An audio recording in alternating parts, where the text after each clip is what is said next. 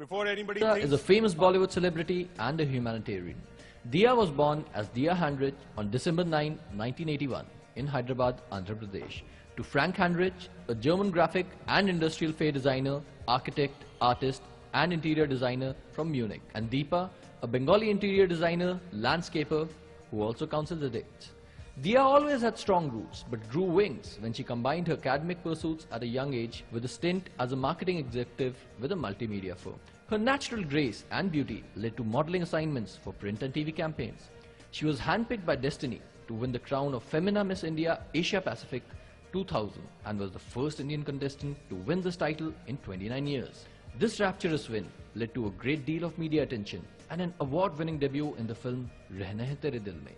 The well-received film led her towards a checkered career and she appeared in various movies like Parinita, Das, Lage Raho Munna Bhai, Acid Factory and many more. Over the years, she has worked with various NGOs like CRY, Shiksha, Greenpeace India and NDTV Save the Tiger. Diya has also been associated with PETA and UNESCO.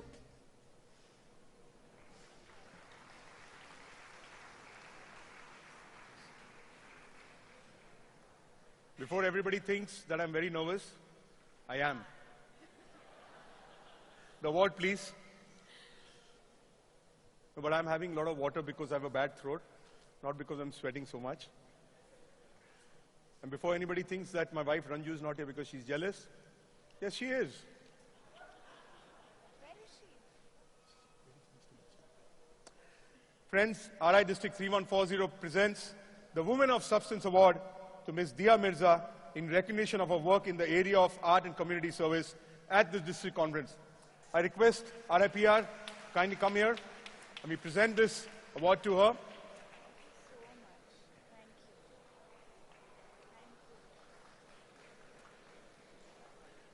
And to honor your presence here today on your behalf, we will be contributing for the education of one child for the full year. Her name is Smruti Busale. That's the one. It's a great honor for us to have you. Thank you. We would like you to respond. I'll take that.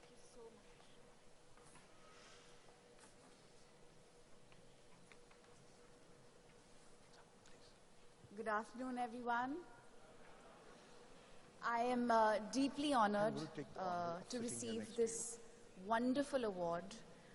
Rotary has always been a community of people that have done such incredible work in community building, social service, and has always been a group of good human beings who come together to make a difference, to be the difference we seek in society.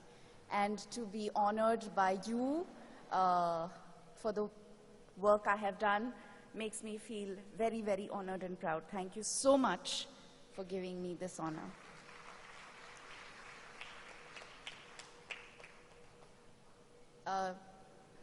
I know that yesterday you had a wonderful session. I heard Mr. Prahlad Kakkar had you in raptures and very entertained. I know very many wonderful people have addressed you, and one giant personality is about to arrive, or rather descend upon us. So I'm going to wrap this up very quickly and wish you all a wonderful day ahead. And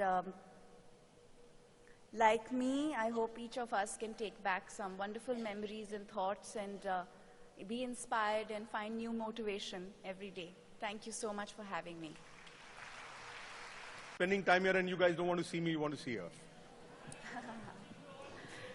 Okay. I chose to start making films 4.5 years ago, set up a company called Born Free Entertainment, and we've successfully made and released 2 films.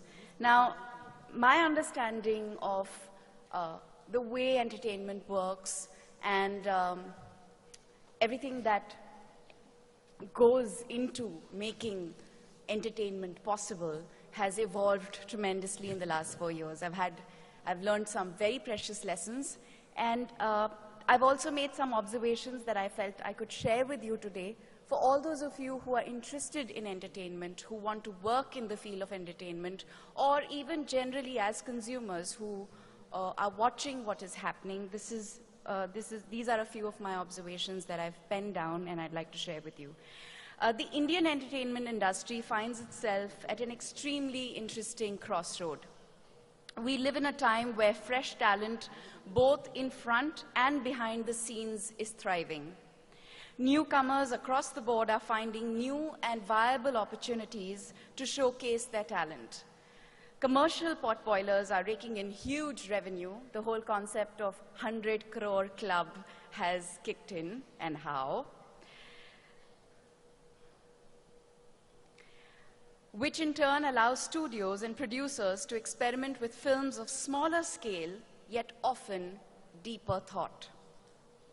Television channels continue to grow, and the access and availability of the internet has allowed digital platforms to source and showcase content that revels in the wake of every like and share. All in all, there is a sense of optimism on the surface. But beneath the surface, there are a few concerns. And I'm very, very sure that when I point these concerns out, you'll agree, and I'm sure in some way we can make a change by asking the right questions, perhaps. The first concern is the cost of filmmaking or producing any content is increasing. Second, films continue to get taxed heavily.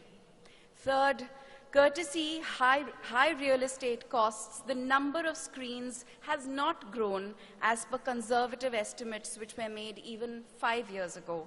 This then affects the scope of release that smaller films have, thereby directly affecting their propensity to earn.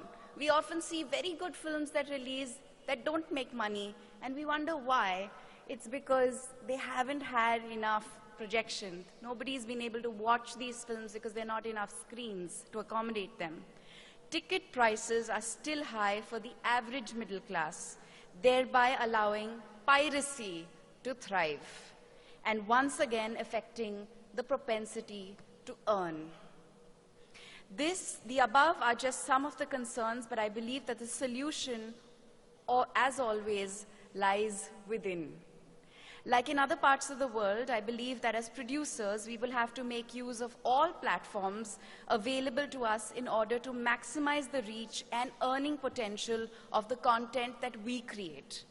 Depending on the budget and star value of a film, we will have to devise a more well-rounded plan to reach the consumer. While big-budget movies riding on a combination of content and star value may not have to depend on other platforms too much, I believe it is imperative for smaller budget films with lesser known stars to consider the following in addition to the theatrical release across limited screens with limited show timings. So here's a few solutions that I hope might work, and I'm hoping that I can make them happen. 1, they could consider a simultaneous digital release across a platform like YouTube and monetize their views. Interestingly, practically every big film or small film that is released in the theaters is released through piracy on the internet, on YouTube, most of the time on the day of release. And then studios have to struggle to pull that video down, but they resurface. So I think it would be wiser to tie up with YouTube and monetize on the views and make sure that at least people are watching it, but they're watching it legitimately. They could release the film via VOD, which is video on demand, on TV channels on the same day in certain markets so that a family can watch a smaller film within the comfort of their homes at a cheaper price, and chances are that that small film will recover all of its money and make some more. Truly travel the world of film festivals that look forward to experiencing tales of our land in a relevant format. Both of the above will fulfill what should be filmmakers' primary purpose, the exposure of his or her film to the maximum number of people. We make films because we want to share our stories with people. Anybody who tells stories will will know that and will feel for that. The fact that the cost to the consumer is lesser will encourage more to take out the time to watch an original versus a poor grade pirated copy. In a country with a population of over 1 billion, it's exciting to imagine the opportunity of growth and revenue if the trend catches on. Interestingly, a statistic, you know, one of the highest footfalls for a film was Three Idiots. Do you know the percentage of India that actually watched Three Idiots? Take a guess. 15%. 5% of the total population of India watched Three Idiots to make it the largest watched film in India. That, I think, is an indication of how much piracy is doing and taxes are doing and what real estate is doing to the film business. Suddenly, we will once again be thinking about the quality of content just as much as we do about the desperate need to recover our costs. And when this happens, more and more individuals who have genuine potential in stories that are truly unique will discover opportunities to make them. Each of us is a storyteller, and this is because within each one of us, there is a story that is waiting to be told. Technology today allows the adventurous to shoot films on the latest mobile phones that are available, and there is an audience in the world that is happy to watch them. This is growth of the most unique kind, because in this, boundaries, systems, barriers are all being broken. In 2015, whatever be your age, all you have to do is to want to tell a story. Be aware of what's happening around you, and you will have your shot at entertaining an audience. As your dreams and experiences grow, so will your audience, and someday you will inspire another set of people to have faith in the future of the Indian entertainment industry. You will inspire them to tell their story. Thank you.